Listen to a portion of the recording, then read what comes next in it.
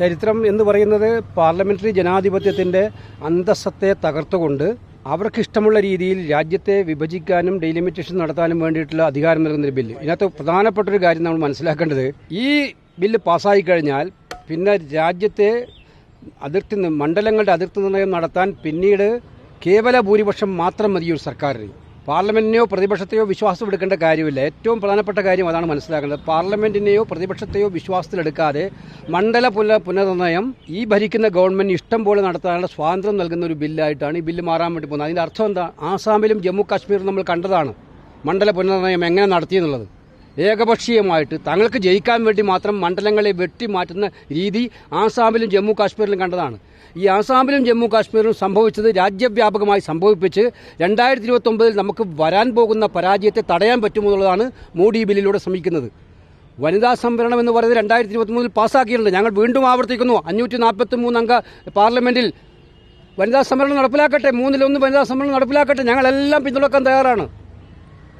വനിതാ സംവരണത്തിലെ മറ പിടിച്ചുകൊണ്ട് ഈ ജനാധിപത്യത്തെ മുഴുവൻ കശാപ്പ് ചെയ്ത് ഇന്ത്യയിലെ ഭരണം എല്ലാ കാലത്തും തങ്ങളുടെ കയ്യിൽ നിർത്താമെന്നാണ് ഈ ബില്ലിലൂടെ അവർ വ്യാമോഹിക്കുന്നത്. ഇത് ഒരു കാരണവശാലും അംഗീകരിക്കാൻ പറ്റില്ല.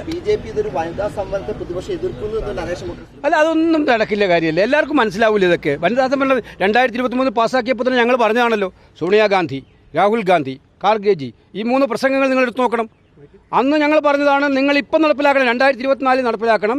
540 അംഗ സഭയിൽ 1/3 വനിതകൾക്ക് കൊടുത്തുകൊണ്ട് 2024 നടപ്പിലാക്കണം പാർലമെന്റ് ഇലക്ഷനിൽ. ആരാണ് നടപ്പിലാക്കാഞ്ഞത്? അവരല്ലേ അന്ന് കൊണ്ടുവന്നത് ഈ നിയമം. അവരാണ് കൊണ്ടുവന്നത്.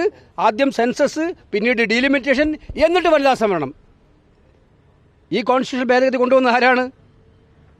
പ്രതിപക്ഷമാണോ? കോൺഗ്രസ് ആണോ? ഞങ്ങളെന്ന് ആവശ്യപ്പെട്ടത് 543 അംഗ സഭയിൽ, ആ സഭയിൽ 1/3 വനിതകൾക്ക് കൊടുത്തുകൊണ്ട് വനിതാ സംവരണം ഉറപ്പാക്കണമെന്നായിരുന്നു. ഒട്ടും വൈകാതെ ഉറപ്പാക്കണമെന്നായിരുന്നു. അവരാണ് കൊണ്ടുവന്നത് ആദ്യം സെൻസസിന് ശേഷം ഡീലിമിറ്റേഷൻ, എന്നിട്ട് വനിതാ സംവരണം. ഇപ്പോൾ അവരെന്താ നേരിട്ട് മലക്കം മറിഞ്ഞത് എന്താണ്? ഈ മലക്കം മറിച്ചതിൻ്റെ കാരണം എന്താണ്? പിന്നെ നിങ്ങൾ മനസ്സിലാക്കേണ്ട കാര്യം, 2 സ്റ്റേറ്റുകളിൽ ഇലക്ഷൻ നടന്നുകൊണ്ടിരിക്കുമ്പം ഈ ഇന്നും നാളെയും നടത്തുന്ന സെഷന് അജണ്ട ഇല്ലയെന്നാണോ നിങ്ങൾ ധരിക്കുന്നത്? കൃത്യമായ അജണ്ടയായിട്ടല്ലേ അവർ വരുന്നത്. അപ്പോൾ ജനാധിപത്യത്തെ എല്ലാ രീതിയിലും അവർ കശാപ്പ് ചെയ്തുകൊണ്ടിരിക്കുകയാണ്. EDയെയും CBIയെയും ഉപയോഗിച്ചുകൊണ്ട് കശാപ്പ് ചെയ്തിരിക്കുകയാണ്. ഇലക്ഷൻ കമ്മീഷനെ കശാപ്പ് ചെയ്തിരിക്കുകയാണ്, ഉപയോഗിച്ച് കശാപ്പ് ചെയ്യുകയാണ്. അപ്പോൾ ഇതിലൂടെ സത്യത്തിൽ ഡീലിമിറ്റേഷൻ എന്ന് പറയുന്നത്, മണ്ഡല പുനർനിർണ്ണയം എന്ന് പറയുന്നത് തങ്ങളുടെ അവകാശം. നിങ്ങൾ മനസ്സിലാക്കേണ്ടത്, കേരളത്തിലെ താല്പര്യങ്ങൾ ആര് സംരക്ഷിക്കും? കേരളം പോലുള്ള സംസ്ഥാനത്തോട് നിരന്തരമായ അവഗണനയാണ്. നമ്മൾ സഖ്യ അറ്റത്തുള്ള സംസ്ഥാനമാണ്. ഞാൻ പ്രാദേശികവാദം ഞങ്ങളാരും പറയാറില്ല. പക്ഷേ മാന്യമായിട്ടുള്ളൊരു നീതി കൊടുക്കേണ്ട സംസ്ഥാനത്തിന് ഇപ്പോൾ പറയുന്നതാണ് അവർ പ്രഖ്യാപിക്കുക. ബില്ലിലൊരു പ്രൊവിഷൻ, അവരുടെ പ്രഖ്യാപനം വേറെ. ഇന്നിപ്പോൾ എല്ലാ മാധ്യമങ്ങളും പറഞ്ഞിരിക്കുന്നത് 50% സീറ്റ് വർദ്ധിപ്പിക്കുമെന്ന് ഉറപ്പ് നൽകിയിട്ടുണ്ടെന്ന്. ആർക്കാ ഉറപ്പ് വേണ്ടത്?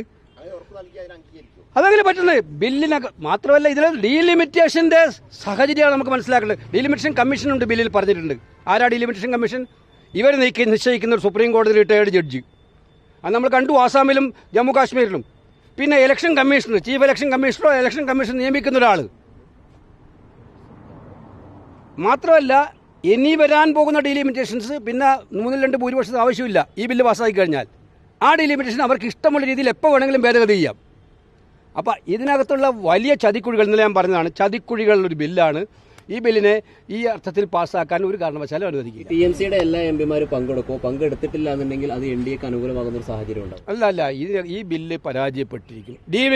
ഡീലിമിറ്റേഷന്റെ ഭാഗം ഞങ്ങൾ ശക്തമായിട്ട് വോട്ടെടുപ്പ് ആവശ്യപ്പെടും. പ്രസ് ചെയ്യും, അതിനെ വോട്ട് നടത്തി പരാജയപ്പെടുത്തും ഡീലിമിറ്റേഷന്റെ ഭാഗം.